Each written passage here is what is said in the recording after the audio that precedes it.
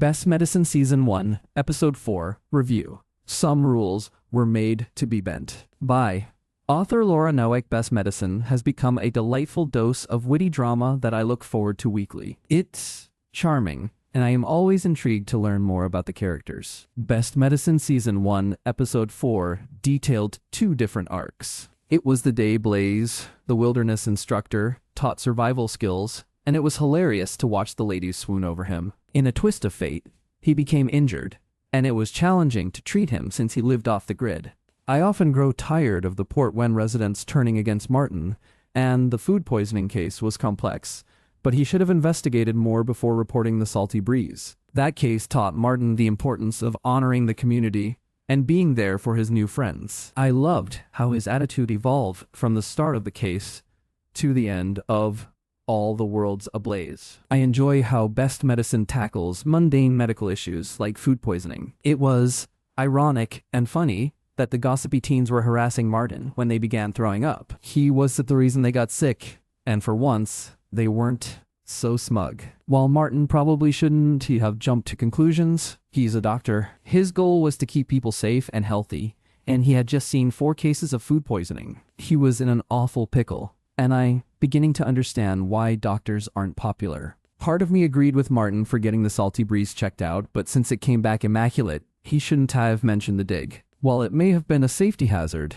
Greg and George had been the only other people besides his aunt to stand by him when the rest of the town ridiculed him. There was something to say about loyalty, but that's challenging for a town doctor. I felt for Martin when even his aunt turned on him, wondering if he fit in there or if he only thought of himself. I loved that. While Louisa was angry at Martin, she did to abandon him. They are the best part of Best Medicine. Watching Martin realize how much he cares about her, but fumbling his way through expressing it. If he had listened to her earlier, he would have found the true culprit sooner. A cheapskate cook at the school. I appreciated that Louisa was too afraid to call Martin out, so he learned from his mistakes. Well-meaning, opinionated women surround him. While Greg and George both blamed Martin for the Salty Breeze's closure, I found it interesting that George let things go quicker when the restaurant reopened. Martin's fix was genius, naming Brisket as an emotional support dog so that he could be returned to them.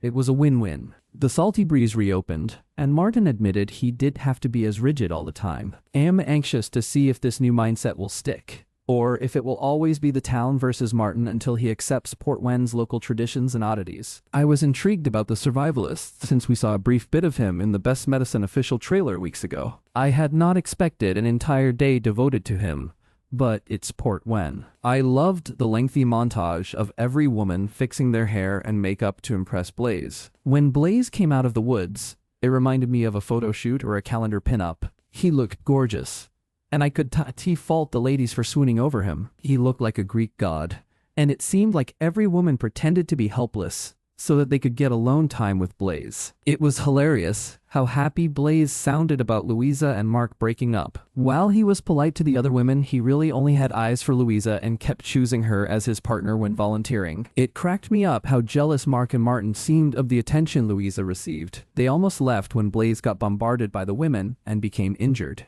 This case also examined a patient's rights because, although Martin suspected there was something wrong with Blaze after a brief examination, there was no way to contact him. After everyone constantly dumped on him, Martin almost wanted to let Blaze live or die off-grid as he preferred, but Elaine wouldn't let him. Eve always sensed that Martin has tolerated Elaine because she reminds him of his sister in that annoying sister way. I was positive after All the World's Ablaze. Not only did Elaine convince him to hire Al as their IT guy, but she also convinced Martin to gather up the angry women to help find Blaze. Besides his Aunt Sarah and Louisa, Elaine is the only other female he will even listen to.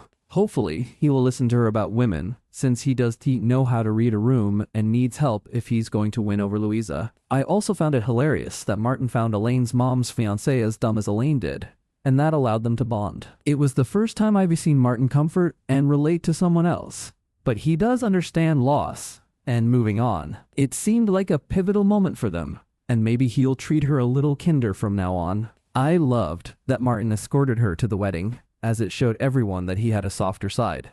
Over to you, Best Medicine fanatics. What was your favorite part of All the World's Ablaze? Whose side were you on regarding the Salty Breeze? Did you find Blaze hot and hilarious? Let us know in the comments. Enjoyed this review?